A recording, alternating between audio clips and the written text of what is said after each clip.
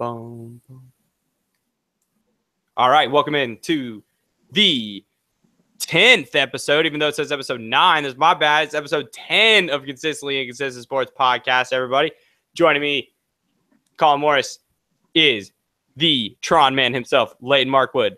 How's it going, Layton? Yay. Good to be here as always. I think we're finally getting a little consistency to our Consistently Inconsistent. I think this is 3 Wednesdays in a row, if I'm not incorrect there. Well, somebody to back him up on that would be the man from down the road. Fact check. Fact checker extraordinaire all the way. Born and raised in Denver, Colorado, moved his way out to the South. And now, woo! Michael Kinslow, what's up? My dudes, what's up? How you doing today? Oh, we're doing it. We're doing it. Doing a little work at the GameStop for me today. Just got to make that money. Getting those pre-owned. I sold 3 Nintendo Switches today. Sorry, I have to do a shameless plug here. Also, go Shuckers, everyone. Season tickets now officially on sale. Get your mini plans coming in 2 weeks. BalexyShuckers.com. Shameless plug. There. Let's get this show. Call me. So I can make some commission. Call Layton Markwood for that commission. Come to me if you want to pre-order your copy of Battlefront 2 that comes out tomorrow night, or Pokemon Ultra Sun and Ultra Moon. Other shameless plugs out of the way. Cool.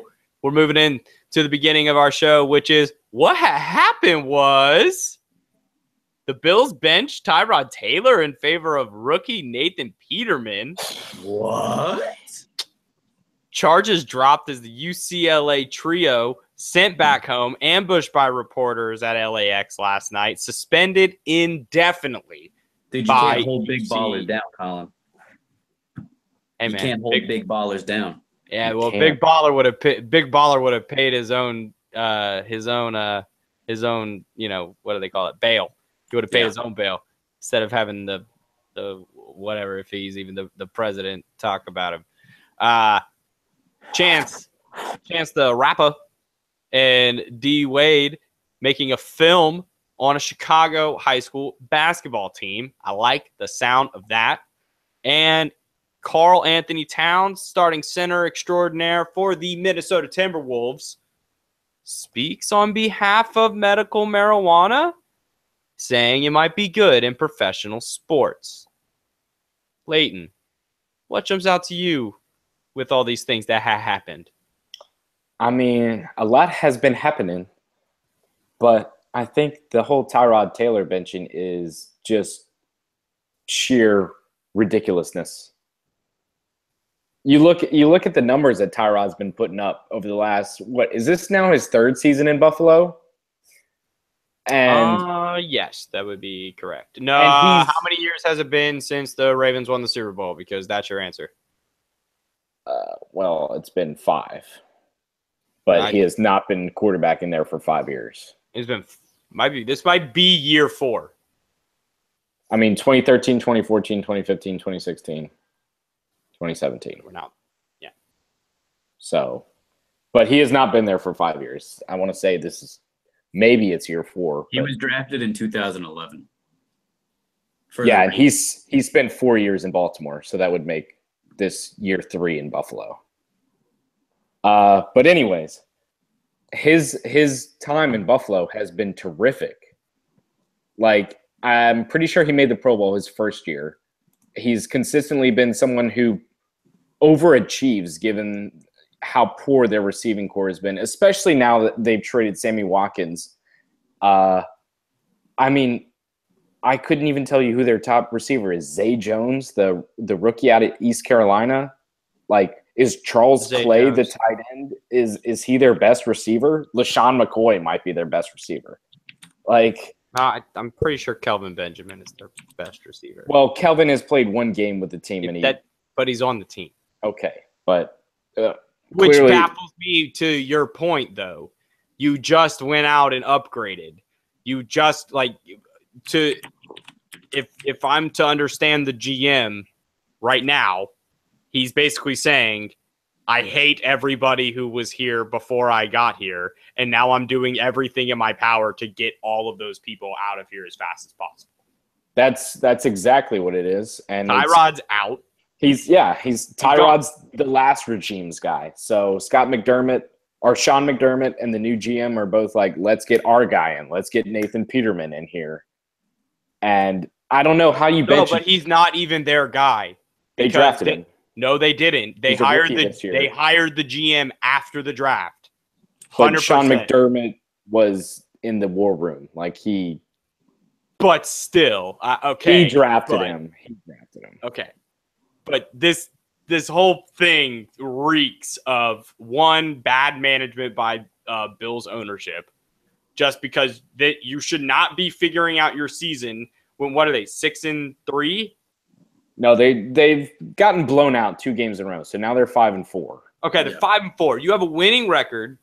You're probably the second best team in the AFC, in the AFC East. Yeah, East. In the AFC East. Sorry, Miami's the worst offense in the NFL, and I'm never going to call the Jets good while they have Josh McCown at starting quarterback and Robbie Anderson is their number 1 wide receiver. That's just a joke. It sounds like a joke, but it's real life. R.I.P. Eric Decker. Sorry, it's like you guys should never have let Eric Decker go. Dude, I know he's beating the Ravens on the Titans these days. Whoa. Well, speaking of jokes, I think the most common joke I've seen on Twitter today has been, yeah, you got to bench Tyrod Taylor when the defense gives up 296 rushing yards. Right? It's exactly. It's none of this is his fault. None of it makes any sense. I'm baffled by it, honestly. To me, Tyrod is one of the rare remaining quarterbacks in the NFL that you can actually trust to make something happen after plays break down. I'd include very few, probably 4 people on that list: Aaron Rodgers, Russell Wilson, Tyrod Taylor, and Johnny Manziel. And Colin Kaepernick. Oh, right. Yeah, Colin Kaepernick. No, but actually, I think this is kind of good for Tyrod because really the whole situation in Buffalo for 2 years now has kind of been – there's been a lot of buzz about Tyrod and should we bench him? Should we trade him? Should we cut him? Should we pay him? Even though, the dude is deserving of a good contract. He has been playing very well despite as we mentioned, poor receiving core. Joe Flacco should just give him half his contract to come back to the Ravens. Joe Flacco should say, hey, Tyrod, if you come back, I'll retire, and then we can call I would be so happy. But you can't take the 5 years. He already took the 5. He took come back. Be number 2. Yeah, number 2 again. Bring that 2 back. It doesn't matter because he's going to be the starting quarterback of the Denver Broncos next year. Whoa! Oh, no. Sorry, hold on 1 second. We're looking at a free agent signing here, boys. Tyrod, sir. You cannot come into my house and come at me like you did when I attacked Paxton Lynch.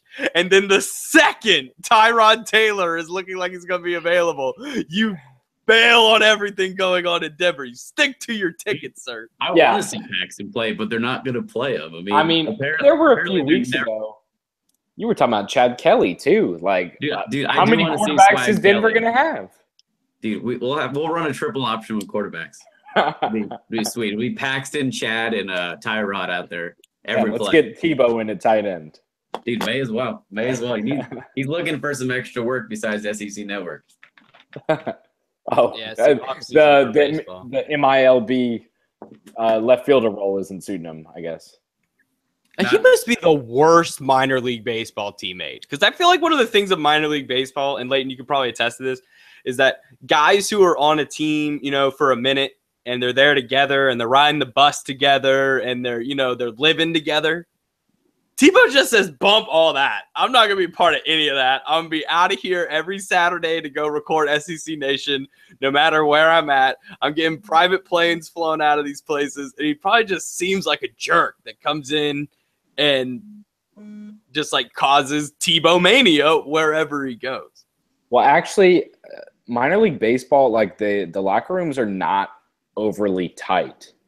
Because everybody's so fluid, you can be moved at you're always moving around, and then nobody is there to be there. Their goal is always to move up, right, and to break into the majors. So everyone's really focused on kind of their individual effort. So even like from a manager standpoint, you're not really like rallying your guys like, hey, let's go, let's get this W, you know, let's make the playoffs. It's more like you're coaching up individual guys like, hey man, just keep getting on base right now, and I think Milwaukee's going to give you a call. Right. So yeah, like obviously there's always going to be kind of like cliques in the locker room, but really I don't think Tebow would be an issue in a minor league baseball locker room or road trip, so to say, because everyone's kind of focusing on themselves. You don't think okay, I see that. I would still, if it was me, I would get annoyed with Tim Tebow. People kept coming up and asking me what it's like to play with Tim Tebow. Yeah, that might get annoying. Now, granted, the Columbia news base is probably going to be a little more woke about Tim Tebow being in town than the St. Louis minor league team that he's currently like where he ended the season. Well, yeah, I will tell you that Columbia is going to have a much tougher time selling tickets this year. Oh, for sure. But you can sell that Tim Tebow jersey in that store for life. For life. Yeah. Well, Michael, anything out of the what had happened seemed to catch your eye? The what had happens, dude. I'm looking at this. I want to see a cool film out of D Wade and Chance. I think that's awesome. I'm in. Did either of you see the LeBron movie that came out a few years ago? No, I don't think I did, but that's the song that they'll need nothing at all. Oh yeah. Yeah. So they did like about high school, yeah. So something to the tone of that. I would definitely be into. Something just like a nice hype kind of, teams grinding the season out. I mean, I don't know. We don't know what it's gonna be, I guess, but if it's all about the team grinding through the season, like, yeah, I'm down for it. It'd be cool. Yeah, I kind of read like the little Bleacher Report ping about it, and it's about like Oak Central High School or something. It's kind of like is it Oak Hill Academy? Oak Hill Academy, yeah, and it's following. They're like the greatest high school basketball team of all time. It's basically a story about their top 2 players for this season, so it's going to be kind of like a documentary about this season. No, I'm down for that. That seems like it'd be cool. Technical difficulties. Technical difficulties. Yeah. I'm totally down for this. Chicago has produced some of the best basketball players of all time, especially Oak Hill. Kanye West. I mean, need I say more? I'm just going to stop you right there. Because I was going to write on a real list.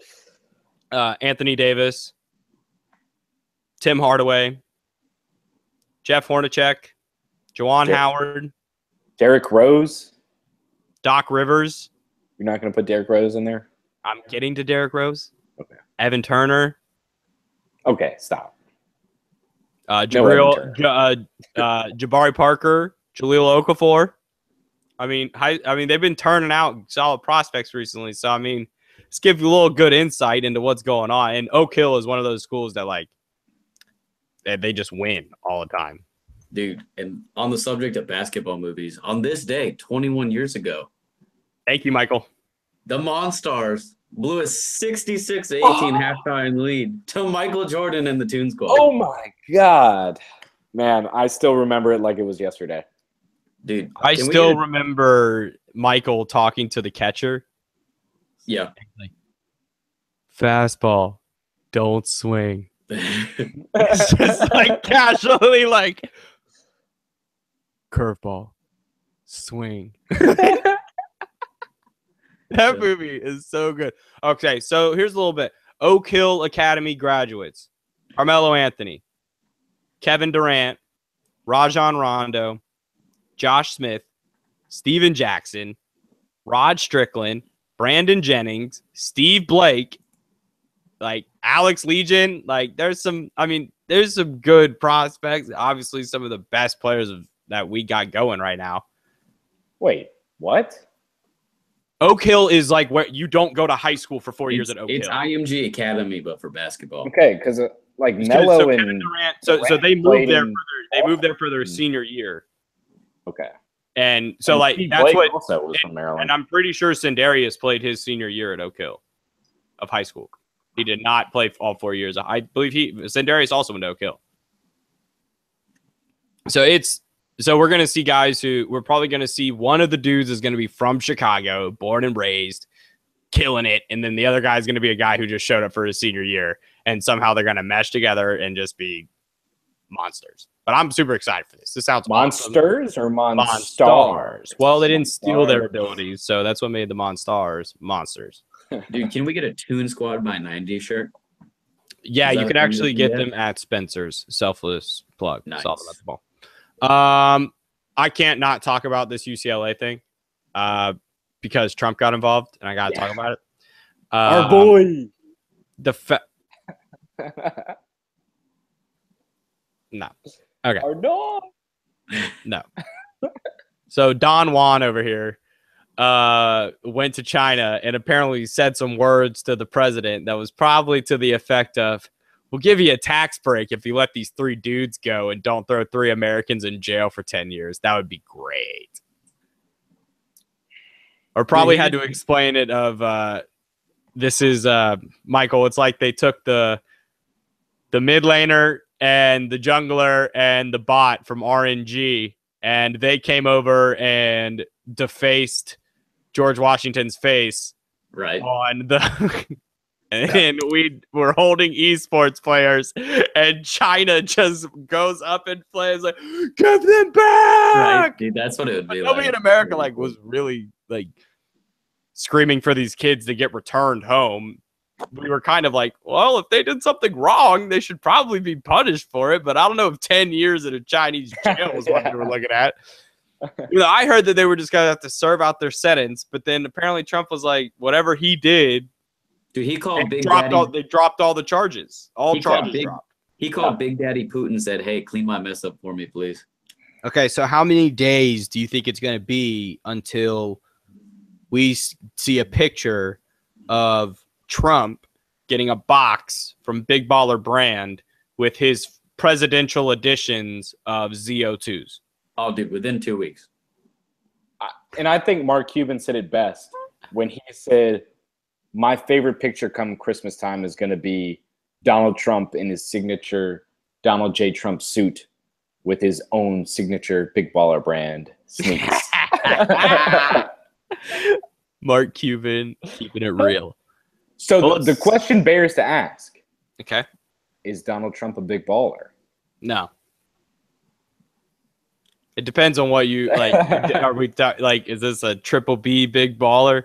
Because if so, I do think Donald Trump would buy a $400 pair of slides. That's exactly what I was talking about. So yes, if he could wear $400 slides, I think Donald Trump would probably buy them. Probably no. He might actually own some BBBs. Paul Manafort, that's the big baller. Paul Manafort is probably like, oh wait, those are $500 sneakers just to say that I own $500 sneakers.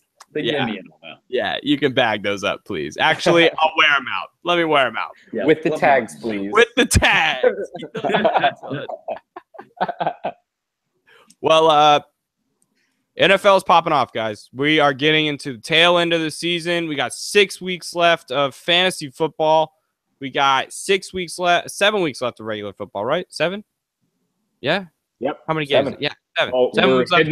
Week 11 starts tomorrow. Getting it rolling. But big news, as per usual, is always off the field. Ezekiel Elliott has decided that he's going to quit his fight. He's just going to take his 6-game suspension and be on his way, and apparently going to train out of the country to clear his mind. I guess anywhere to clear your mind is better than America and Texas during the middle of football season. Layton, I don't like this Cowboys team. I don't like them as people. I don't like the organization. I really don't like them on the field without Zeke. Where does this team move for? Does this in the NFC East hierarchy of 4 teams? It's obviously the Eagles, and you could say that the Redskins and the Cowboys were kind of here, and the G-men way down here by my pinky. Yeah. Did the Redskins move above the Cowboys in your eyes, or are they both just bad? Because I think they're both just bad. Yeah, well, so I'll tell you another thing that I don't like, and that would be the 2017 version of the Atlanta Falcons. And Dallas made the Falcons look like last year's Super Bowl runner-up last week. I mean, Atlanta was just storming all over them. Matt Ryan, Julio Jones, Tevin Coleman. Mohamed Sanu. Everyone's getting in on the action. So, no, I'm with you, man. I think especially the defensive display that the Redskins had against Minnesota this week, where they pretty much just opened up the floodgates and said, Stephon Diggs, you want some? Adam Thielen, you want some? Who wants some? You want some? Forbath went off. He did. He did. Right, Layton? Yes, he did. Okay, but Zerline scored more than Forbath did. So wasn't enough! We don't need to get into a kicker duel here. Oh, okay. Well, you know. When both your fantasy teams are so shit, you have to kicker duels. No, I have the best fantasy team in our league right now, and anybody that tell me 89 points against me, and I would have beaten you by 20 if I started. None of my starters were in. Look at look at the team that beat you. Tell me that you're happy with the team that beat you, because I wouldn't have beaten. My starters were in. Okay. All right, we're gonna pull up the box score. We're pulling up the box score. I had 3 guys on my bench drop 15 plus. That sounds like a managerial issue, not a player issue. Yeah, that sounds like putting too much faith into what ESPN fantasy experts say. But okay, I'm sorry. Alex Smith was not in. I started Andy Dalton. I started Ryan Fitzpatrick. And we both didn't start Case Keenum. That was actually the saddest part of all of it. Ryan Fitzpatrick even play these days? Tampa Bay. Because I lost Jameis. Okay. So I had to pick up somebody. I started Kelvin Benjamin starting his first game like a stupid head. Chicago's defense. Cameron Brate, who has gone from amazing to who cares. Since OJ because he's on Tampa Bay. No, it's since OJ had that 2-touchdown game, he's been irrelevant. No, but so is OJ. Dude, well, OJ's been irrelevant since the Bronco chase in 94. Of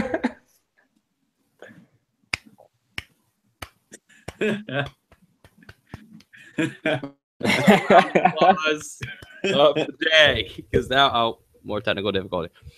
Yeah, Layton, we basically. I started Tariq Cohen, who nobody decided to tell me had lost the 3rd down role to Benny Cunningham. Literally nobody said that. Because we're not in Chicago and listening to Chicago sports radio. It's like Tariq the only way you would have projected for 9.5 points, and he had 2 touches and played 8 snaps. And they told me he might threaten Jordan Howard for like serious snap count. Okay. And he's but the team that I posted on the field last week is not the team that I have now. I'm sorry. Do you want to play against Alex Smith, Mark Ingram, Tevin Coleman, Juju, Tyreek Hill, the recently added Jimmy Graham, Deion Lewis, Philadelphia's defense? Come on. You got really lucky with the Tevin Coleman thing. But, I did get very lucky with the Tevin Coleman thing, and I am okay with that. But speaking of Tevin Coleman and Falcons beating up Cowboys, let's get back to these Dallas Cowboys. And I think we can already move ahead to 2018 because we're done with the 2017 Dallas Cowboys. Yeah, I think they should sit Dez. He's hurting. Put him out for the whole season.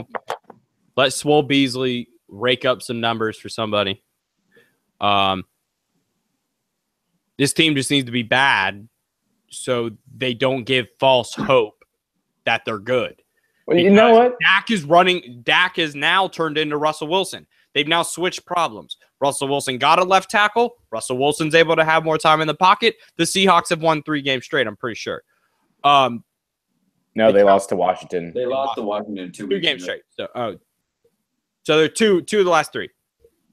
So they're fixing their problems since they traded for Brown from the Texans. And now the Cowboys have inherited their problem of no Tyron Smith.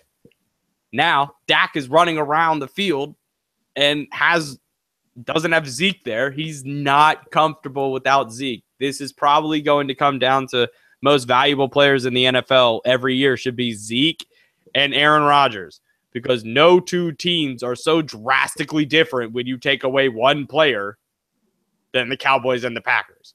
Because as good as we think Dak is, he's only been great when he has Zeke. Well, I mean, think about last year and their offensive line, and we were heralding this group as maybe like one of the best in NFL history. Fast forward to 2017, and okay, they have lost Tyron Smith for like a game and a half now, but it should be like a pretty short-term injury. But otherwise, it's almost the entirely same offensive line, and they have gotten so much worse. Even blocking for Zeke, like Zeke is not putting up the numbers from last year, and Dak has actually played pretty well. Like if you just look at the numbers, but Colin, I kind of disagree with you with the whole Dez thing. I say put your guys on the field, because now is the best opportunity that Dak has to really kind of grow in this offense and be the guy. How can you grow without everybody there is what I'm saying. Like, you got to put him out there if your pieces get hurt. I mean, just imagine it's not a suspension. Imagine all of a sudden he broke his leg. He's out for the season. Like, you got to show you can adapt to the system around you. Exactly. Then here comes a different question for you guys. Kind of change the thing. Does this team think they can get a wild card in the NFC? Dude, absolutely not. Dude. Right. Okay, so that's what I'm saying. Like, then what are they fighting for? Oh, no. Jerry is heading this horse. He thinks they're going to win the Super Bowl still. Like, right. That's what I'm saying. So, like, is this team going to show out, like, just for the fact you might get Zeke back in the time that exactly. Like, he's penciling Christmas Eve right now, and he's saying we're going to keep ourselves in the fight until we get Zeke, and then he's going to push us over the edge. The problem with that, though, is you look at their upcoming schedule. I've got it up. It's brutal. They've got Philly, loss. Then they've got the Chargers. Yeah. So that's that one. It's wait. Where's that game? Yeah, where's that game? That's in Dallas. Yeah, it's a win. Loss. Oh, okay. Yeah. I think more Chargers fans are going to show up in Dallas and they win in LA. Dude, that's a fact. No Chargers fans actually live in LA. That's a fact. But then they've got Washington, so divisional matchup. They've got the G-Men, who, they might be 1-8, but the G-Men are going to have at least one good game against Dallas in a year. Was that 4 games so far? I got them at 2-2. I'm dying. Then they go to Oakland. I say they beat Oakland. Then they've got Seattle at home. And then they have to go to Philly. I say they go 3-4, and that doesn't get them in the playoffs. Nope. Yeah, because at least 3-4. You look at teams that are in the wild card right now, and it's 7-3 Carolina and 6-3 Seattle. But dang, you gotta love the NFL, right, guys? Because this is like the most parity we've seen in the NFL in a very long time. Never have I been more inclined to watch an NFC game over an AFC game. But, geez, the NFC is where it's at. The party's going on. Like, Layton, you were writing who the best teams were earlier, and you wrote Pats. And then you wrote 3 other NFC teams. It was the Eagles, the Saints, and the Rams. Minnesota. Like, and the Vikings. How many? 7-2. So many people are 7-2. What is going on? And unfortunately, you put Pittsburgh on that list, and really, Pittsburgh should be like 4-5. Pittsburgh should be 4-5. There is absolutely no reason why Pittsburgh's 7-2. That defense is trash. That offense is trash. No, the quarterback is trash. The skill position players are probably the best skill position player unit in football. Bell is not looking like Bell this year, though. Dude's averaging, I would say, less than 4 yards a pop. All the stuff in the offseason with him definitely got in his head, and it's definitely a down year for him, for sure. And, like, his terrible rap songs that he keeps coming out with. Did you see the thing that if you bring a flag with one of his raps lyrics on it, God, find you in the stadium and sign it this weekend? Why would you ever have one of his rap lyrics? I guess if you're a Mac Miller fan. Where's that collab? If that collab, I'd listen to that. if a Wiz Khalifa, Mac Miller, Le'Veon Bell mixtape came out, I'd give it a shot. Nope. No Nothing shot. with Bell in it. Nothing with Bell in it. The dude sucks at rapping. Okay. So we're kind of just got this open-ended NFL conversation. So let's keep it in the NFC. The Vikings are a very interesting story right now, rolling at 7-2. Playing good. Rick rolling even. Exactly. Like, I mean, just rolling on the river. Yeah. They've won 5 in a row. That's unheard of for the Vikings. What the Vikings of our childhood minus AP have just not been finishers. And these Vikings are not afraid to go for the jugular. Like in DC, they're just like, nah, we're going to keep scoring. We're just going to keep going. Downfield. We're not. From a Jerick McKinnon owner, they were like, nah, we're not going to run the ball. We're not going to run the ball. We're good. What's crazy is Kirk Cousins actually had more passing yards that game. That's insane, and they lost. Yeah. That was a crazy comeback attempt, kind of headed by our guy, DJ Swearinger, with 2 interceptions. He's loved up there. Jungle Boy's popping off. He's the leader of that defense, and that defense I love that. has turned it around. They were one of the worst in football last year. People just need to talk about South Carolina more, especially that group. If only Stephon Gilmore was having a better year for the Patriots, because he has just not been. Oh, he's back. Average. No, he's back. He had a rough start, okay. like the team. So he's coming back. He has been locked down for the last 5 games. Because let's talk about that generation of Carolina players for a second and their impact on the league. You got Clowney spearheading a Texans defense with no J.J. Watt. I mean, just like he did last year. Yeah, and he can do it. He can hold it down. Because he's used to being double teamed, because he was double teamed all the time at Carolina. Melvin Ingram having a crazy good season. Crazy good season. Besides Joey Bosa, he's probably the best defender on the Definitely. Chargers. And those two as a tandem, that's a scary pass rush. Like, that is terrifying. And he's not even their right end. He's their right outside linebacker. On the linebacker. He's puts on the linebacker side. He's like, that's fine. You gonna let me stand up and come at you? Cool. Really, like, the Chargers should be a better team, man. They keep losing these close games. Fields is not playing well. No, I don't like the receiving core. Like, Tyrell Williams and Keenan Allen were probably 2 of the most overrated wide receivers in the offseason. Because Keenan Allen's good. He's good, but he's not as advertised as what he should be good. I think he was advertised. Would be a 2 on a lot of teams. True. Yeah, and he's asked to be a 1. Tyrell Williams, yeah, he's not much to write home about. And then their first-round draft pick, Mike Williams. Has he even played yet? He's slowly coming back. I think he's been active, but he hasn't seen many reps. And, I mean, really a lot of people were kind of questioning that pick anyways, because he doesn't really – he's kind of like the who's the receiver from Ole Miss that Minnesota – Laquan Treadwell. Laquan Treadwell. Yeah, he's kind of like Treadwell, where he has no NFL speed, a big body guy, but so Kelvin he's not really a good route runner. So Kelvin Benjamin. Just a bunch of Kelvin Benjamins out there. But at least Kelvin is like superior. Like, he's really strong. So he can. And I like Treadwell at Ole Miss. Man. Treadwell's videos at Ole Miss should have been like, guys, throw me the ball. But I see them barely throw him the ball as part of the problem. He's like number 4 on that receiving core right now. Because Swag Kelly's not hucking the ball to him. That's true. So I guess we'd have to wrap up the NFL conversation with it. Who are the Rams? I feel like the Rams are for real.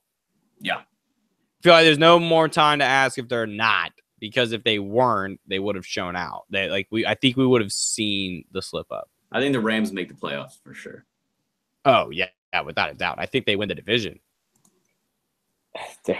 Man, they do look crazy good. I'm looking at New Orleans right now, though, and what I've seen from them, are they the best team in the NFL? Like that offense. I think they need Drew Brees a little bit more. I need to see a little bit more out of Drew Brees. I know. He hasn't really had to do anything. He's really kind of been laid back. If I need to see them in a situation where they need him to show up. I guess, but and if he does, then yes, like I'm all about that. Like that defense is the best turnaround unit I may have ever seen. They were the last 2-3 years. They've been historically bad. They've been Rob Ryan garbage. And who's the coordinator up there now? Because Rob Ryan. Give that man a head coaching job. Not Greg Schiano, and not Greg Robinson either. But but I mean, what they're doing in the running game, like Sean Payton looks like this is the offense he always envisioned for them.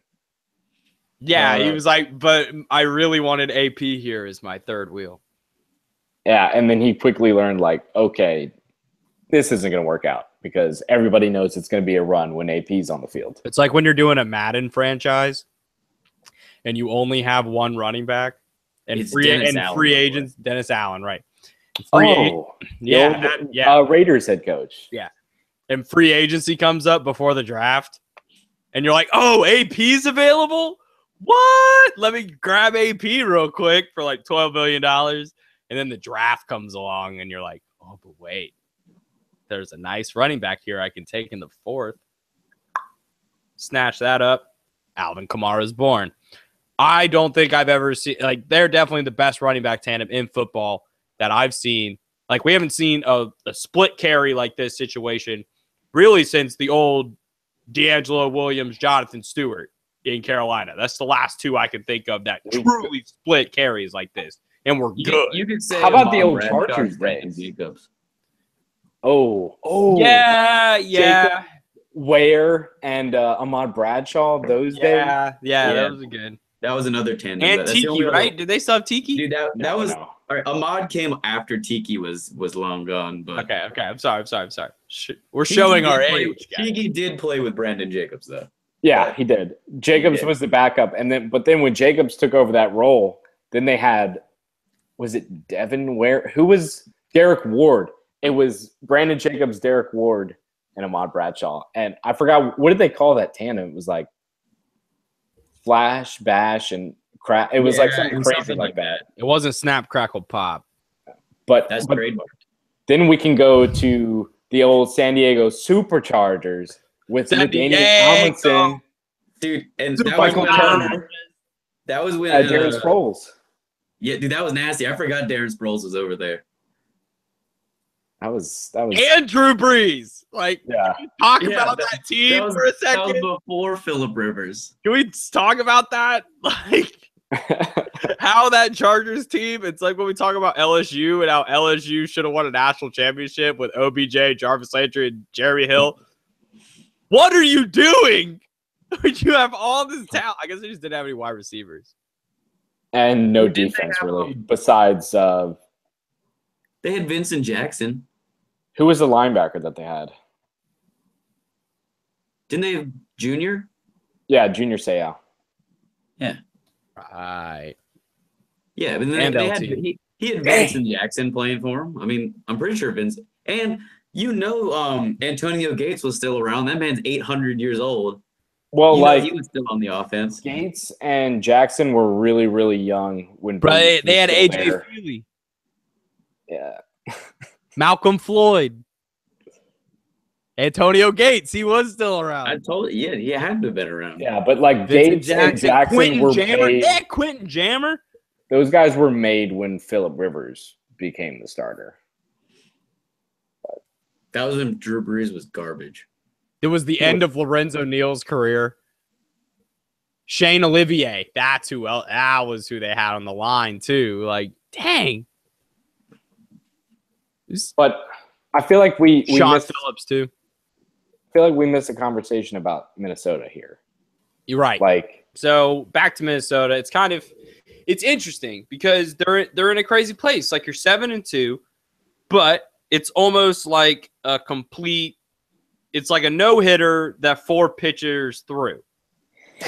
So they're in a really interesting place where Sam Bradford was good, and then he went down. And Case Keenum has been, I wouldn't use the word serviceable, but a level up from serviceable. He's been good enough. He's been good enough. You know what's Case Keenum good at? Throwing the deep ball. Yeah. He's good at throwing the deep ball. And you got Stephon, you got Diggs, who's good at beating men deep. And so that sounded wrong. At beating guys and beating guys off the line. Thank you. All right. He's really good at beating guys off. At the line. Yeah. All right. The line. And then what? Thielen? He has to have an insane yards after catch. Because I know like he's not getting thrown bombs and like he's not that receiver. He's that slot guy. Wasn't even like recruited out of high school, wasn't drafted out of college, had to pay his way into a regional combine, and now he's top 3 in the NFL in receiving yards. He's a freak. But now they're in a predicament. First round draft pick, Teddy Bridgewater, goes out for the year from last year, comes back last week, is activated for the first time. They put Sam Bradford on the IR. You're Mike Zimmer.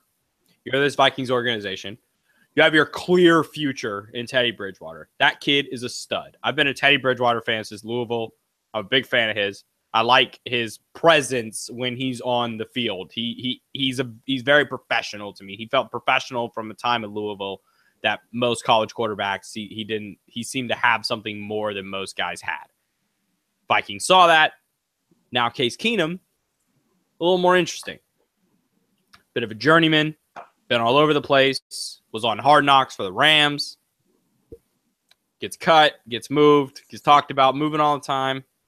And now he's in this position where he's leading this team. They're 7-2. And with the possibility of starting Bridgewater, they lean towards Keenum. Now, Layton, if you were the head coach, what would you do? I think it's a very interesting situation. But then you look at this past week's game against Washington where Minnesota kind of stormed them early, and Case Keenum was playing probably his best game all year. And he was just hitting Diggs, hitting Thielen, and they were just making plays after the catch. And Minnesota rallied up to a huge lead. But then you saw things start to crumble a little bit. You saw the true Case Keenum come out. Maybe that.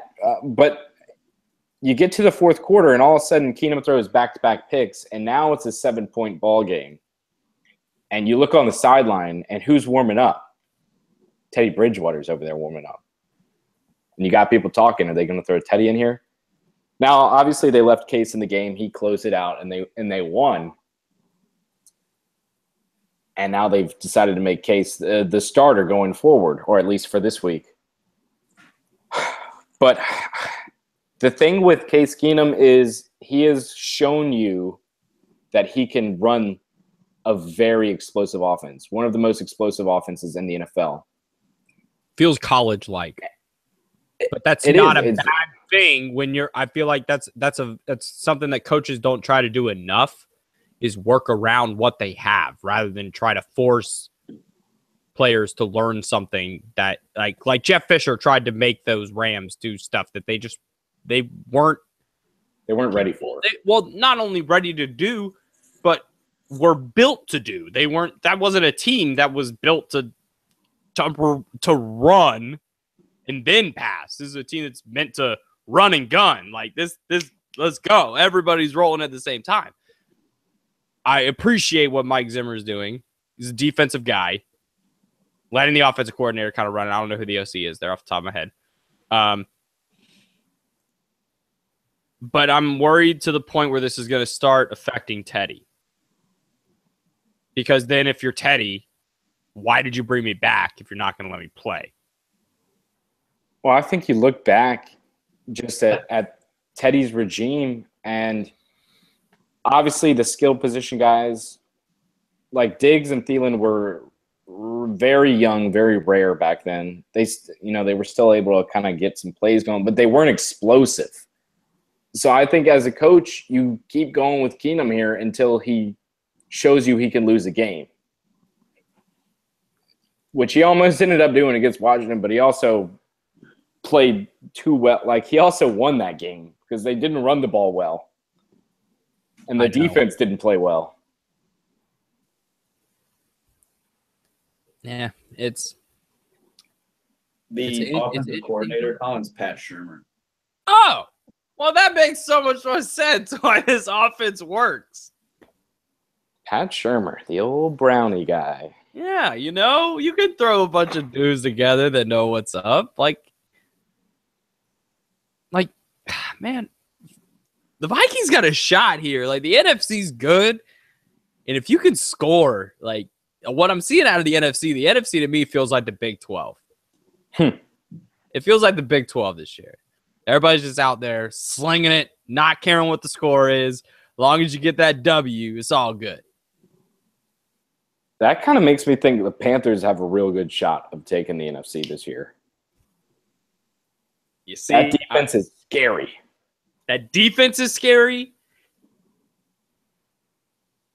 but is the offense going to be able to come along? Because what I'm worried about now is I've seen Cam go through these evolutions. Super Bowl Cam makes the right decision because he doesn't have somebody to force it to. Dude, right? That's why he dove on the ball in that game. Right, but that whole playoff run, he was having to throw to Ted Ginn,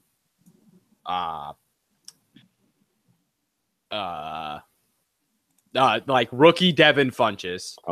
John Doe. John right. Smith. Sally Herbie, Jenkins. Herbie the Bug. Actually, I liked that Cam because Cam was making the right football move. He throws to the open guy rather than when he had Kelvin in the season before and the season after that. When he got Kelvin back, he's trying to force those balls to Kelvin. He's missing those plays. He's not hitting. Like, I watched the game last weekend or 2 weeks ago because I was watching Curtis Samuel because I made a stupid decision and started him. Curtis Samuel is open on the middle of the route, in the middle of the field for 8 yards, but he's forcing it deep into sometimes double coverage to go for the big play. He's got to trim. He's got to go back and watch tape and realize that there are open plays on this offense. Like, Christian McCaffrey is a threat. Jonathan Stewart, still at 30-something, is still good enough to warrant some play action, some pauses every once in a while. He had a great game on Monday. Yeah, he's still got it, so he's still, they got 2 good running backs. You have a great running back and a good running back, and that's enough. Devin Funchess, converted tight end. You're getting Greg Olsen back in a couple weeks. Layton, I'm with you. I don't know I think we might get Eagles, Panthers, NFC Championship game. Well, it's kind of funny we went on this tangent because one of the original topics I had drafted up was about the Panthers offense and how they could sustain the success. Because they put up, 45 points on Monday? And actually, if you look at the numbers, they have one of the top 5 most explosive offenses in the league. Like, if you look at plays over 10 yards. And news broke out today that Curtis Samuel has been placed on IR. He's out for the season. So now you have Devin Funchess. You have Ed Dixon at tight end. You have Christian McCaffrey out of the backfield. Ed Dixon, where's this? Who are you? Because I know you're saying that was going to be my thing. Because when we needed this in Baltimore, you didn't show up. So what did Cam buy you that Joe didn't buy you? Because Joe was making more money than Cam at the time.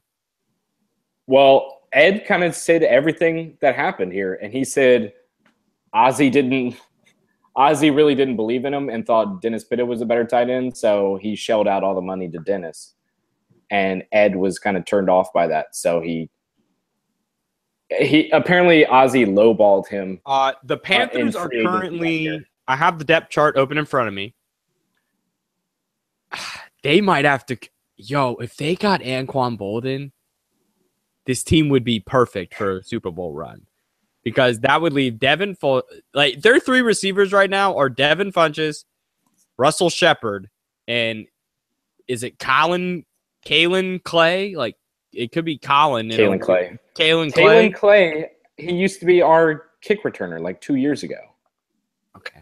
He actually had some pretty good returns. Didn't do anything receiving. But but still, you're only rostering right now 3 wide receivers, and Ed Dixon is starting for Greg Olsen, and Greg Olsen looks to be back this week because I don't see any marks next to his name that he's out. He's broadcasting this week.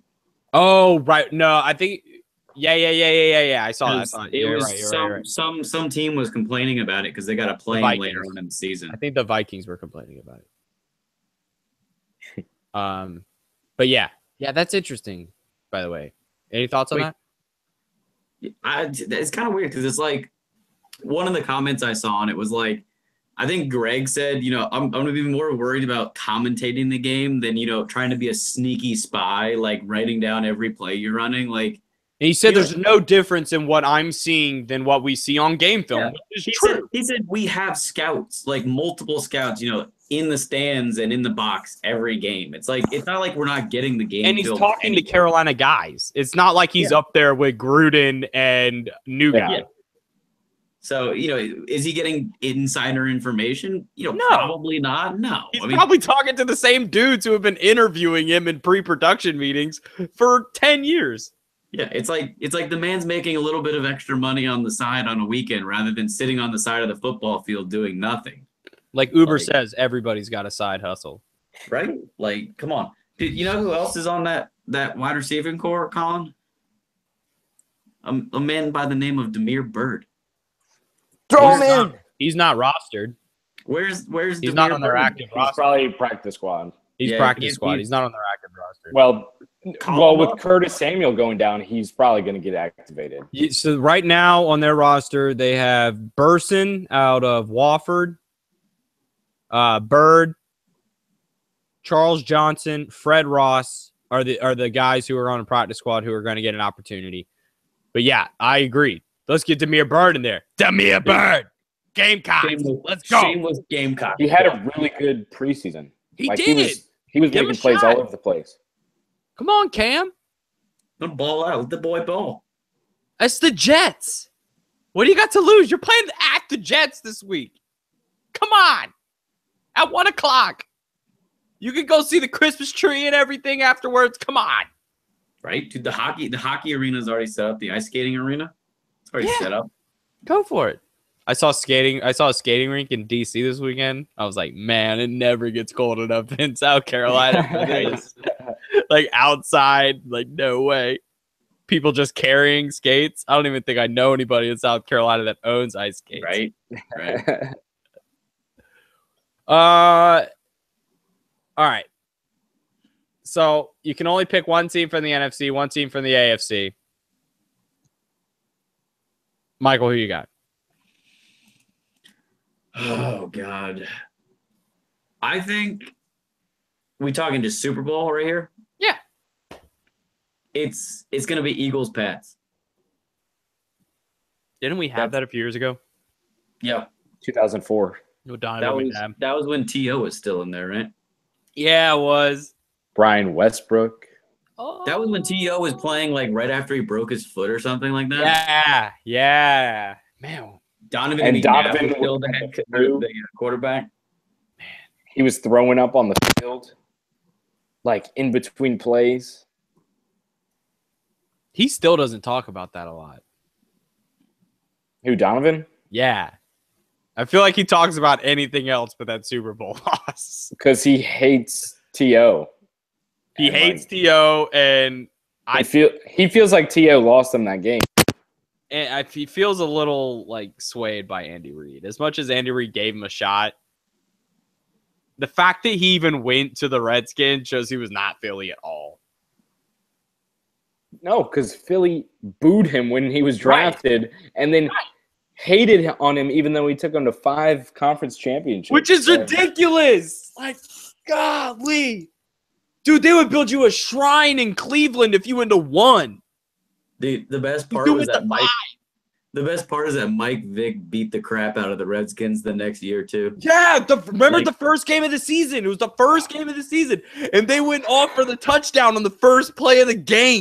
First 5 possessions, they scored a touchdown. It was unbelievable. For some reason, that was like on Bleacher Report today. I don't know if today was like I saw that anniversary or something. No, I saw that. It was the first week of the season.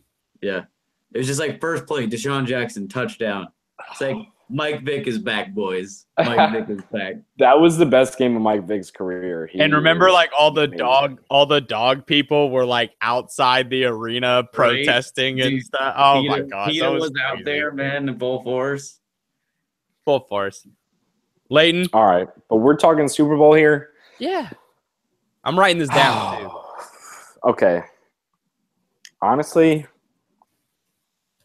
AFC.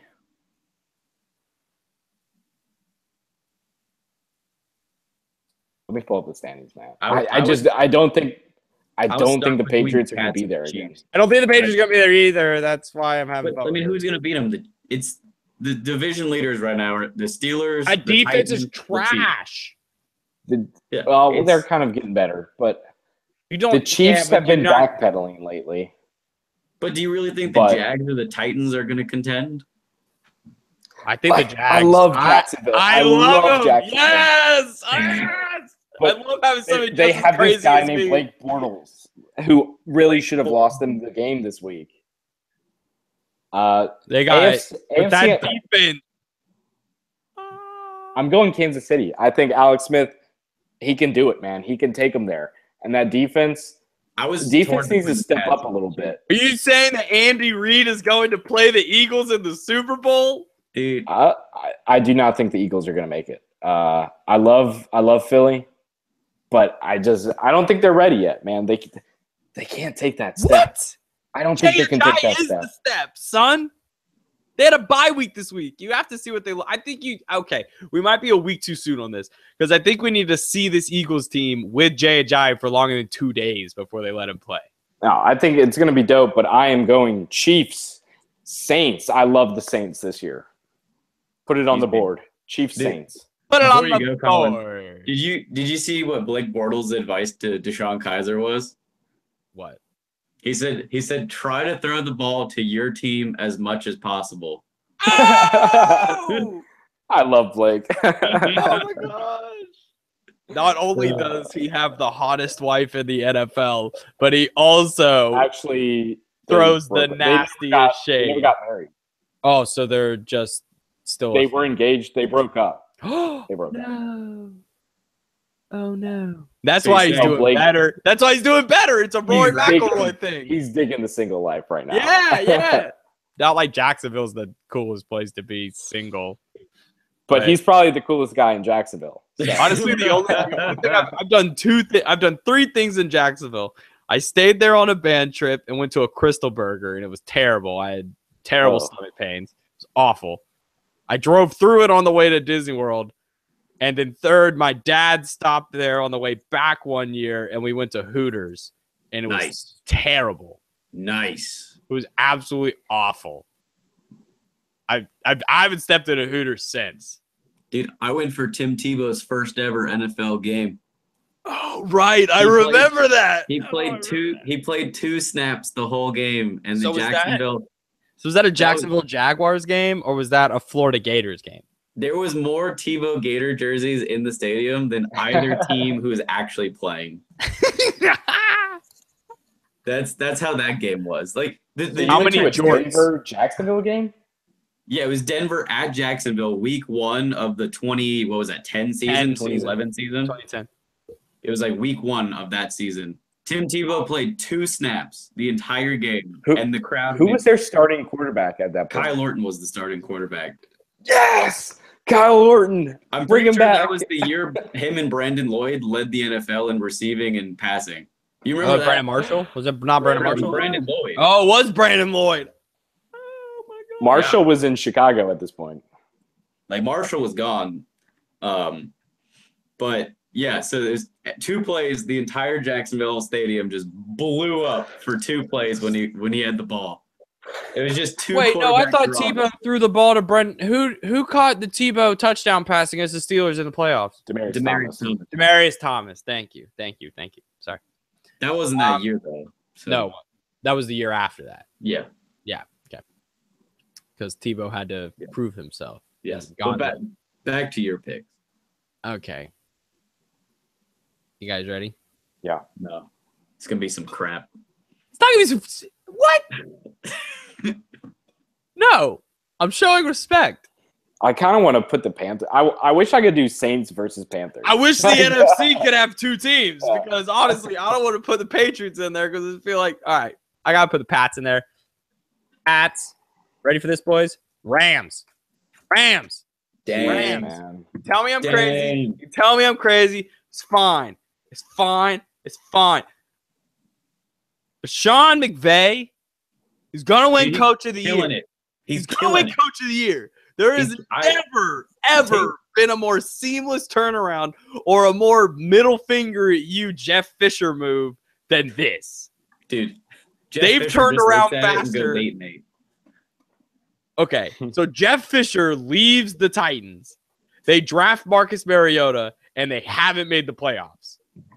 The Rams just get rid of Jeff Fisher, have the exact same team except Robert Woods and Sammy Watkins. Super Bowl bound. I mean, they're doing everything right. They're playing football the way you play football. You run the ball to set up the play action. When you are effective in the play action passing game and effective in the running game, you're going to win football games. You know what makes me sad though about that? Steven Jackson, man. That's what makes me sad about the Rams' success. That's what makes you sad about the Rams? Dude, Steven Jackson he was had the like hometown 3 hero. more chances. Dude, he should have been back. Well, he wishes this team was around. You've seen Todd Gurley live. You know what that man is. Dude, I know. That is a man. I saw us destroy him the last time he played us. Yeah. That was a fun game. Dude, I just remember TJ Gurley. There was one play where TJ just put Todd on his ass. That was great. Well, they started technically for their family. They let them both start so they could be on the starting lineup at the same time. That was cool. Yeah. Cool. So we got these in what? No. I'm sorry to be the bearer of bad news here, but unfortunately, the Rams are going to have to lose their last 7 games out of tribute to their Lord and Savior, Jeff Fisher. I know they have to go 8-8, man. It is required by the Rams to go 8-8. I wonder what that bet is right now. The Vegas over/under for 9 wins. Or give just them 9. Plus. Just whatever it is. That'd be wild. Let me put $1 down on them going 8-8, win like $4,000. That's not a false bet. Okay, whatever. All right, let's move into college football. All right. So Butch is gone at Tennessee. Bush Jones gone. Brady, guys? No, doesn't even deserve it. No, he doesn't. Come on. Tennessee fans are out celebrating. Are you kidding me? They're not having a moment. That's why I want him there. I'd never wanted him to leave. He was the best thing for us. Yeah, for us, yes. Okay, I agree with you. Okay. I agree with you on that. The troll in the room, yes. Okay. There it was. All right, it's gone now. All right. Brady Hoke named interim coach for Tennessee, but something more interesting to me. You know who's leading the bets to be the Tennessee coach? John Gruden. John Gruden. Are you serious? Don't believe the groomers. Don't believe them. No. He's not leaving the booth. He's got Mickey Mouse so far in his back pocket, he doesn't even need to really coach football. He can't do Corona commercials if he's coaching at Tennessee. True, they have to. No, but it's official. It's official. He's not going to be back for Monday Night Football. Oh, because I did not know that. ESPN can't afford him. So unless he wants to do it for like next to nothing, he's gone. Oh, okay. It's basically once ESPN's Monday Night contract goes up in 2020. That's it. I mean, they really can't even afford it as it is now. Dang, where does that even go? Maybe CBS. No, ESPN is never I going to. bet you Fox Sports is going to do everything in its power to somehow try to get that, but it's going to be pricey.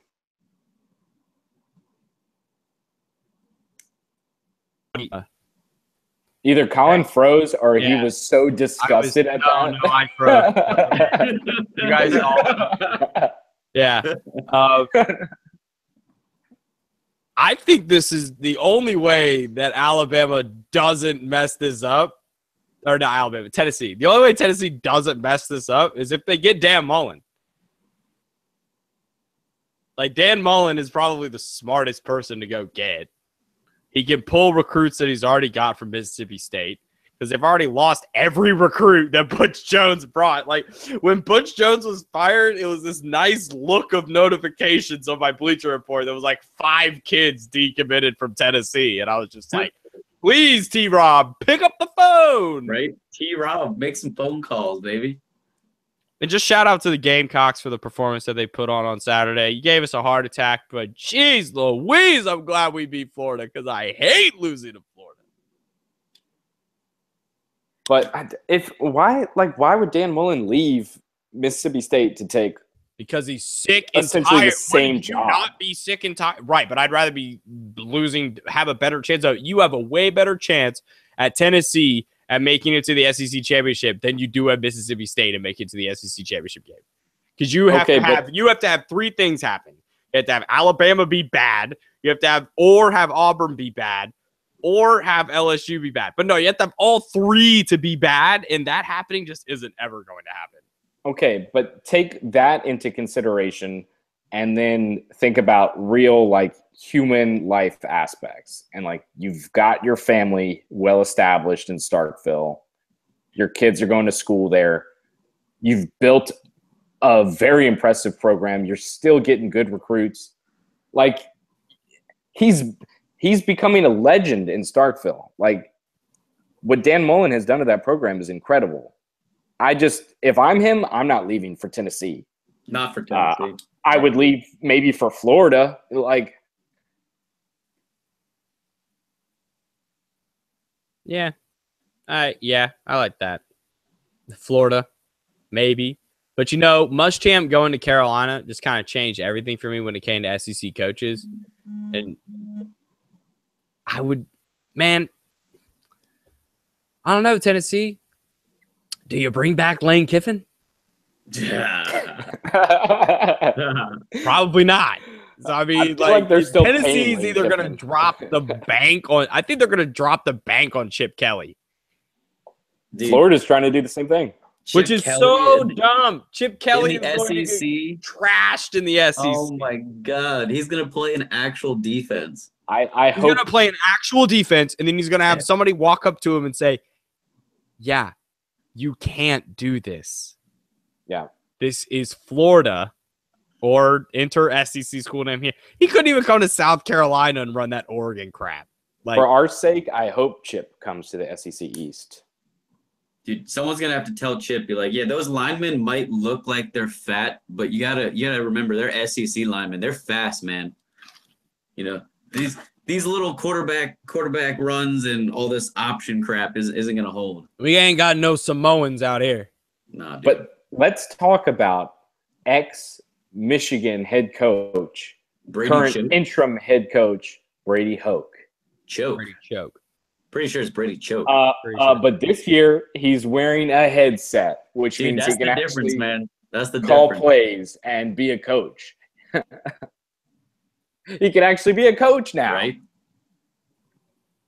I just think it's funny that this is the biggest news about the entire, like, him being the interim coach. I know. The fact that he has a headset now. How pathetic is that? Like they're like, oh, but wait. He's headsetting up. Don't you fret.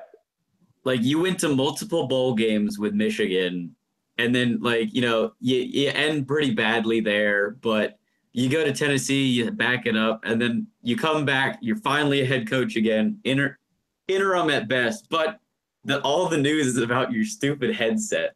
Like, it's just. Is there it's anything still else bad, to man. talk about? Like, there's really nothing to talk about on the field. Like, this team's just a piece of trash. That team. I will say this about Brady Hoke because I grew up a Michigan fan. So I was actually like those first 2 years of Brady Hoke were pretty fun, especially when they had Shoelace Robinson. But he is a really good motivator. He's just I don't get the whole headset thing. Like I don't get why he never wore a headset. You know who else is a good motivator? Vance Joseph, and he's a garbage head coach. That's one peeved off Broncos fan. It is. But he is out there and he is coaching and he is having the time of his life. Dude, that's what Wednesday practices are for now. That's the new meme with Broncos fans. Every single Wednesday press conference, he comes out. We had a great practice today. I'm having the time of my life. Jesus. All right. So let's look at this playoff picture. Because the SEC kind of threw it for the loop this weekend. We got Auburn really making a name for themselves against Georgia. Thank you for correcting my spelling errors. Miami. Steamrolled Notre Dame. Wisconsin. Steamrolled Iowa. Hey, but they beat Iowa. No, you can't say Iowa like that. You can't say Iowa. You guys were like, Iowa doesn't have a chance. Or you said Wisconsin doesn't have a chance. I was like, no, Wisconsin's going to win. It's true. That shows you how bad Ohio State is. No, but then Ohio State came out and beat Michigan State. It steamrolled them. It shows you how bad the Big Ten is. Yeah, that's there you go. How bad. The circle of suck in the Big Ten, man. So right now with your top six, you got Bama 1, Clemson 2, Miami 3, Oklahoma 4, the Badgers of Wisconsin at 5, and War Eagle Auburn at 6. So ways to make moves. What's wild here is that 4 of these 6 teams are going to play each other. So Clemson's playing Miami ACC championship game. That game is set. Miami and Bama's playing Auburn in the Iron Bowl. So we're going to have a shakeup. There is a path to the playoff. So we have it set up. It's looking like Wisconsin's probably just going to win out. But if they don't, they're going to lose in the Big Ten championship to Ohio State. If they lose that game, they're out. If they lose that game, they're out, and then USC Trojans are Ohio State or Penn State. Yeah, so it doesn't matter who they play. They're probably going to lose because it's going to be more Team X fans are going to show up than Wisconsin fans in Indianapolis. I think they're losing this week to Michigan. I think Jim Harbaugh is going to get it done. Okay. So then let's look at the other two. Let's look at the 2 games that we know are going to happen. Alabama, Auburn. Anything can happen in the Iron Bowl. But I like this Auburn team. They got heart, clear eyes, full heart. Can't lose. You can't. I mean, I get it. Saban. Hail Saban. I get it. All you want. But my dad said something to me about 5 times on Saturday, texting me. He said, football is oxygen in Alabama. And Auburn and Alabama truly have these ebb and flows to who's on top in this. And we've kind of been on this Alabama high for a long time with little shots of Auburn in there every once in a while. Just little spikes, little Cam Newton-sized spikes. And this Auburn team is good. Like the running backs are really good. Their receivers are making insane catches. And their defense, Gus Malzahn's got this team playing like a Gus Malzahn team that you like to see. And the fact that they stomped Georgia and the fact that Alabama barely beat Mississippi State shows me that this Alabama team is susceptible to mistakes. I'm picking Auburn to beat Alabama in the Iron Bowl. Who you got, Michael? Dude, if I was Nick Saban, my asshole would be puckering real good right now. Bingo. Just puckering. Because that Auburn team, what they did to Georgia would be on a lot of naughty websites. Roy Moore would be all for what they did. Sorry. Right? Sorry. Like the entire Auburn team gonna is gonna have to now. the entire Auburn team's gonna have to come out as gay to try and cover up what they did to Georgia. Like they're gonna pull Kevin Spacey. It's okay, I'm gay. No! 2 in 1 minute. Like Gus Malzahn's entire life is just gonna go out the door. It's okay, I'm gay. What we did to Georgia was fine. But no, I think Auburn really established that they are a contender for this #1 spot in the SEC. And Georgia, I mean, that's the thing. Like Georgia has to be scared too, because if Auburn beats Bama, they got to play Georgia again. So it's like, yeah, if Auburn beats Bama, they're done. They're in, because assuming Georgia plays the way they did last week, it's over for them. Well, I've got a really fun what if, okay? So a lot is going to go into this. So let's just say Clemson wins out and goes into the ACC championship. That's disgusting. Why would you even Miami also wins out and goes into the ACC championship. Okay. Now, let's say Clemson wins by 3 points in overtime. No, you do not put Miami. Just hold on. Clemson wins. There's a lot to this, okay? So that makes Clemson 12-1 ACC championship. That makes Miami 11-1. Their only loss being an overtime loss in the Orange Bowl or wherever they play the ACC championship. Oklahoma, they win out. They win the Big 12. They're undefeated. Wisconsin, they win out. They win the Big 10. They're undefeated. Oklahoma's not Auburn. undefeated. Oklahoma's not undefeated. Oklahoma, 1 loss, whatever. But they're #4 right now. So Auburn, they win out. They win the Iron Bowl. They beat Georgia again in the SEC championship. Who's making this? You have undefeated Wisconsin. You have 1 loss Clemson. You have 1 loss ACC championship Clemson. You have 2 loss SEC champion Auburn. You have 1 loss Miami in the championship. And you have undefeated Wisconsin. I don't think they put 2 ACC teams in there, because then I think in your scenario, how many games does Alabama lose? 1. Well, Alabama's out. You say that them losing to Auburn would kick them out.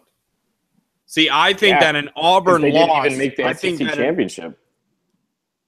Well, yeah, but I think not making the SEC I guess championship they still. That's 7 teams right now. Right, exactly. So what I'm saying is, like, then that is an interesting scenario, because then you have to wait what a 1-loss Alabama is to a 1-loss. Then it's like, how much do you? Yeah, that's, man. Layton, then what? You made my brain hurt. I'm gonna make his brain hurt even more. What happens if Auburn beats Bama? Like, let's say Auburn, like, if you say Georgia beats Auburn, I'm gonna smash this computer to the face. Like, imagine Auburn smashes Bama in the Iron Bowl, and then Georgia smashes Auburn in the SEC championship. Oh! Then I think it's time to put Central Florida in the college football just playoff. default UCF in. Just put them Memphis, you had 1 job. They were the only team in that conference that actually had a schedule that could warrant maybe making it in if they went undefeated. I don't even know what you would do at that point. Like, I just throw darts. Do you just I really hope it happens now, because, well, no, I don't, because South Carolina is going to be Clemson. I wish there was like an SNL, like a sports SNL version for trolls like us who can make something like this, because then I just imagine a scene that is the college football selection committee, but it's like the last episode of Survivor. And they all have to, like, roll out their teams and put it in the box. And it's like, sorry, you have to go. And they all have to roll out the scrolls, and you bring out Kirk Herbstreit, and Kirk Herbstreit has to pull out who everyone voted for. Wisconsin, you have been voted off the college football playoff.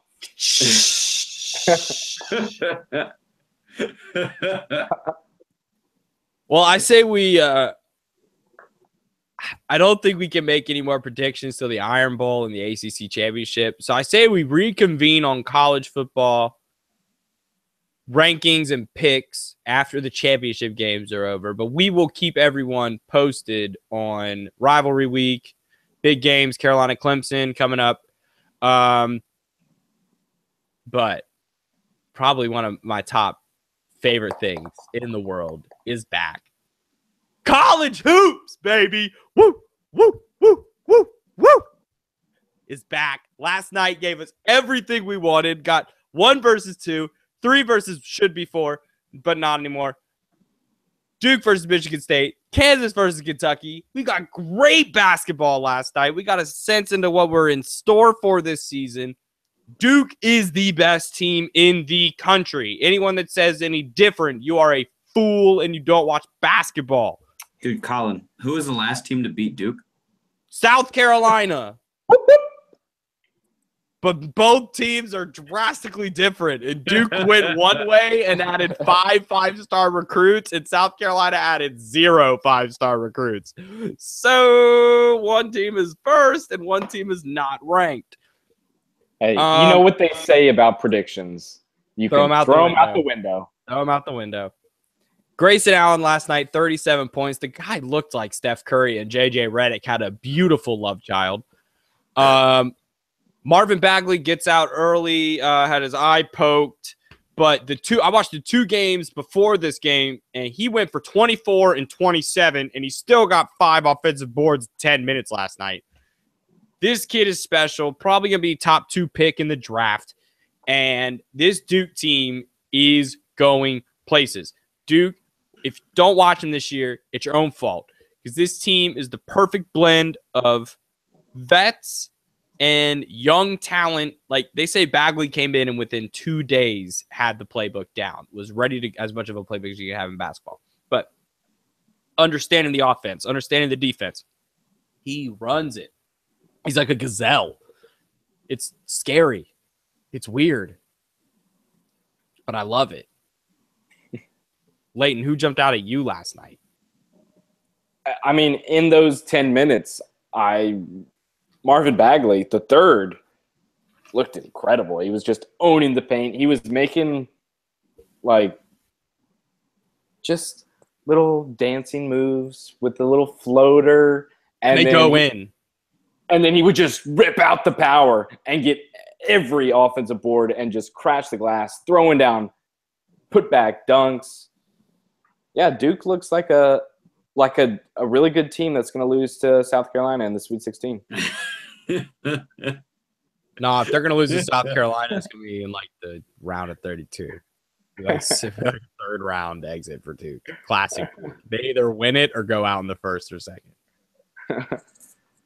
Michael, did you get a sense that Michigan State is a good team? They just went up against the wrong team last night? Yeah. I mean, it's one of those things this is where you question, do you actually want to schedule these games at the beginning of the season? Oh, I think you definitely do. Because, you can't, if you're Michigan State, you come in, you beat Duke, who is ranked number 1. You look awesome. Great job. You scheduled it. You proved yourself. But then you lose. It was a good game, so you don't look horrible. But, imagine you get blown out in that game. Then it's your entire season, just the tone of it's set.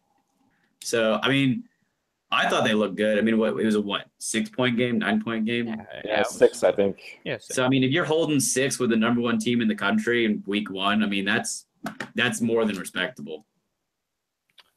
Especially when Grayson Allen drops 37. Yeah, especially when a man pops off like that. So I'm going to be honest. I did not watch the Kansas-Kentucky game. I was killing Nazi zombies. It was kind of brutal. It was not a fun game to watch at all. I don't even know who won, to be completely honest. Kansas won by it was another really close game. They might have won by 1 point. What's weird though is I fell asleep in the second half at 1 point. I thought it was a close game, but I thought Kansas destroyed Kentucky. They did. It was just like, despite how close the actual final score was, the Kansas just looked like they were manhandling Kentucky. They just missed every shot. Yeah. So Kentucky was having a bad day.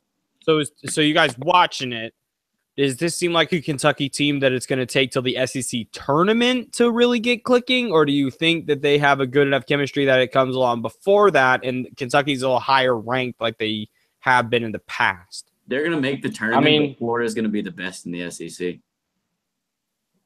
I mean, I'm kind of curious. I haven't dug deep into Kentucky's schedule, but I think if they have a few more games against Power 5 schools before we get into conference time, I think they're going to start to really come into themselves.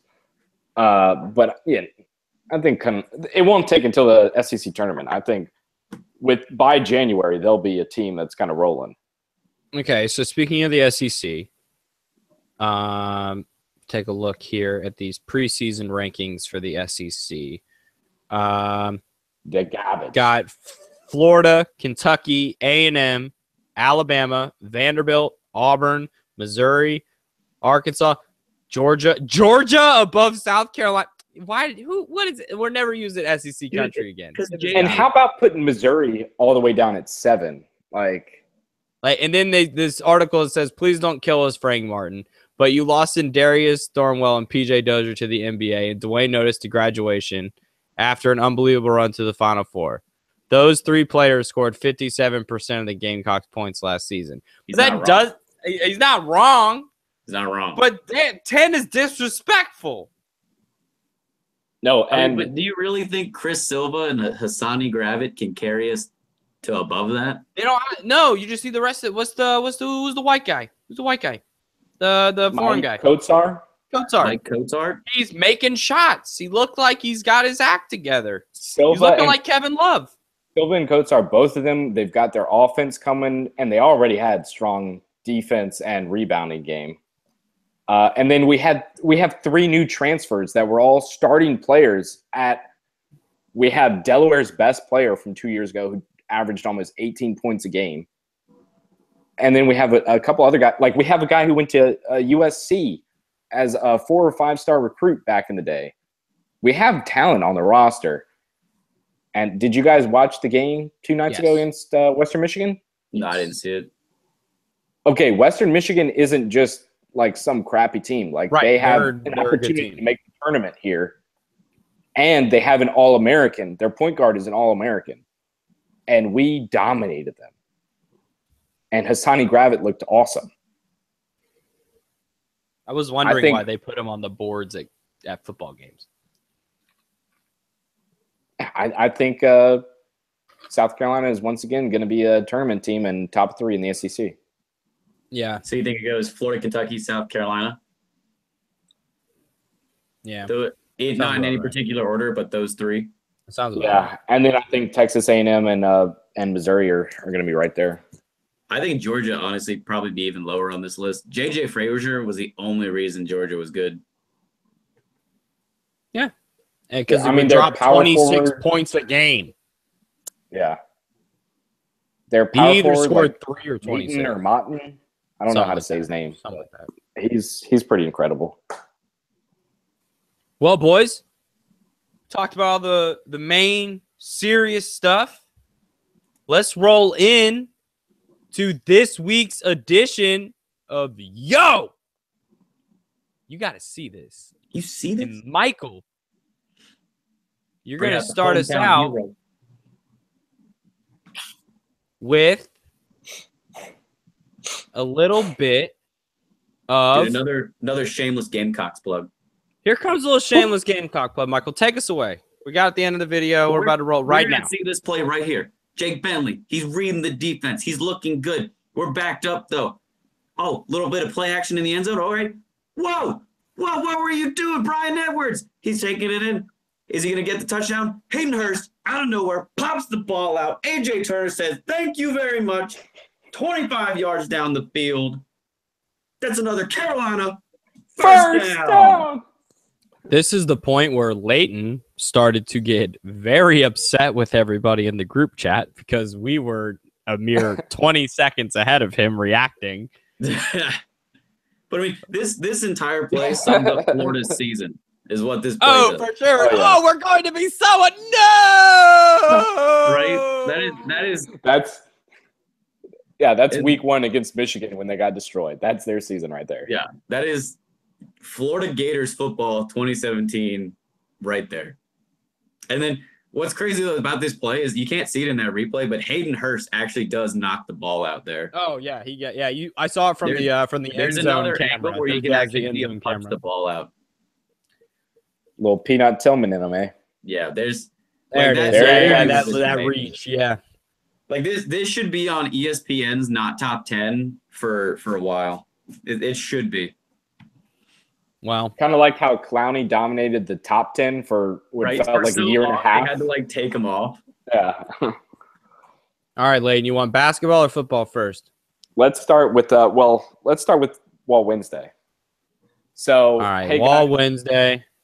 It's Wednesday. The Wizards played, and that means it's Wall Wednesday because he always makes a Wall Wednesday-esque play. So we're gonna run it back here, and it's a little blurry for all y'all, but here we go. Shot's a little awry here. Wall's gonna come up with the ball and nutmeg Hassan Whiteside, and then gets fouled on the play, but they don't call it. So Otto Porter cleans it up with a dunk. The Wizards are rolling. They've won 4 in a row, and John Wall is making ridiculous plays like this, making all-star like Whiteside look like pure crap. Happy Wall Wednesday. Now let's go to my real you got to see this play here. So let me give you the backstory first before we run this play. So Marquise Goodwin and his wife, his wife's pregnant, and they were expecting a child recently. And unfortunately, there were complications due to birth actually on Saturday night, the night before this game was played. But Marquise decided to suit up and play. So let's kind of see what happened here. So here we go, 3rd and 8. CJ Beathard. Oh, man. Rock it down to Marquise Goodwin, who just throws a stiff arm. And then this is the part that I love. Just overcome with emotional. Goes to the ground. Says a prayer. Head to the ground. Can we just talk about the block from Carlos Hyde, though, there for a second? The block. This is why the coaches love Carlos Hyde. The block from Carlos Hyde makes this play possible. Right there. Boom!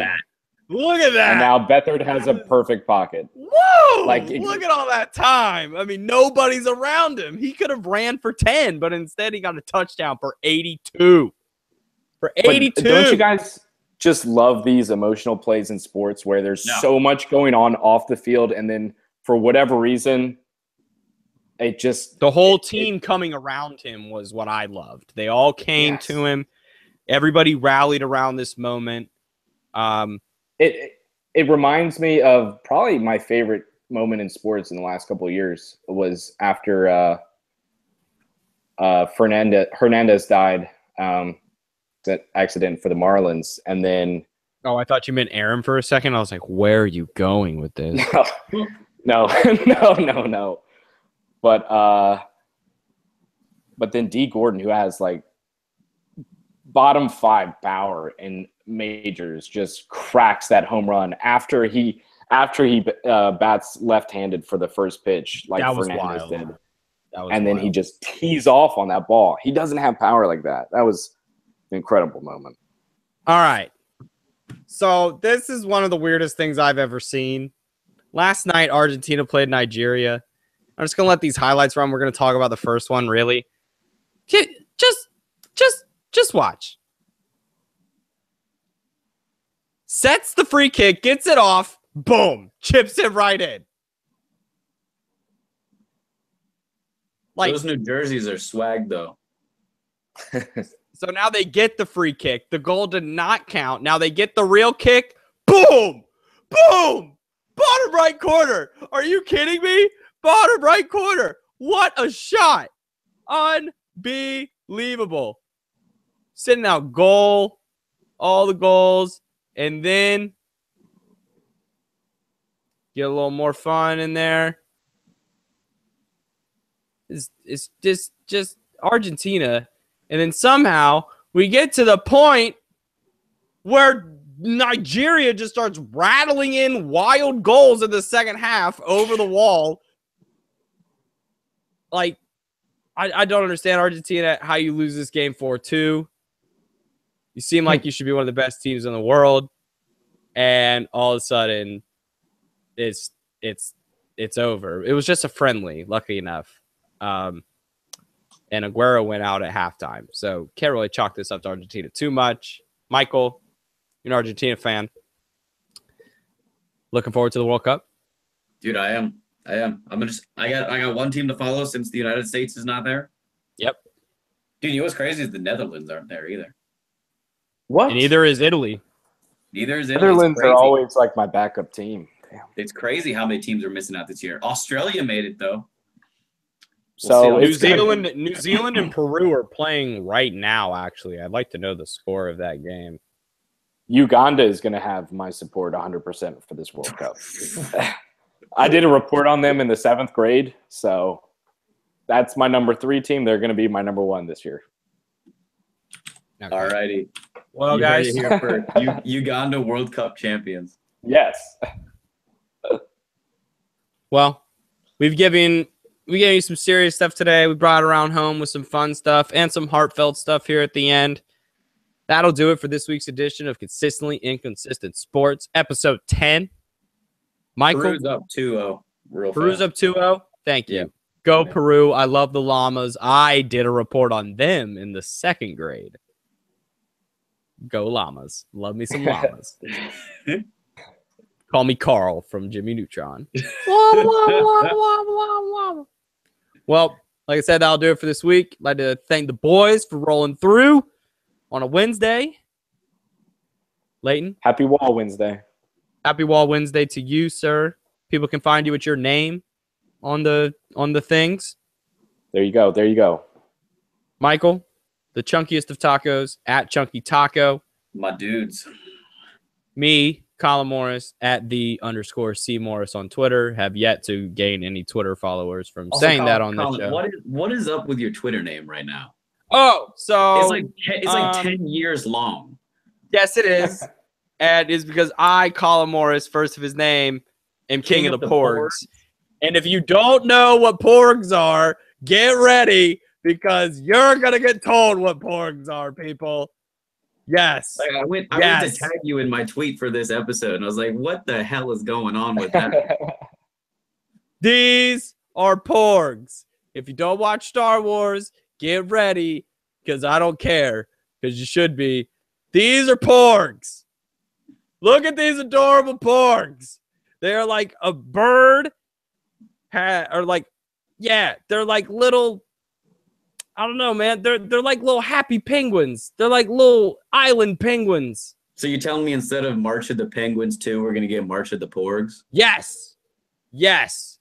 Yes. And there's actually baby porgs right here. They're actually kind of disgusting looking. Here is the poster all done to porgs. Porgs are taking over the galaxy, and they're not evil murder bears like Ewoks. They are happy, peaceful penguins, little birds. So I am king of them. They just don't know it yet. Okay. I'm like Willy Wonka with the Oompa Loompas. That's just slavery, Colin. They just wanted a place to dance, Michael. They just wanted a place to dance and sing. Well, now that that's out of the way. Thanks for joining us. A little side note there. Hit the like button, hit the subscribe button, hit the buttons, push the things, comment. Are they up there? Are they over there? Are they up here? Are they over here? Click all the things. Hit share it on your book face, your Insta Snaps, your tweeters, and if you have Google Plus, put us on Google Plus. Whatever you got, we'll take it. We'll take your love, and as always, we'll be back whenever we feel like it, because that's how we roll. Write comments on Post-it notes. Take and pictures then of them. post them on your computer to remind yourself to comment on our actual comment boards. Well, guys, that'll do it. We're rolling out of here. It's been a blast. These are your consistently inconsistent sports boys signing off. Peace.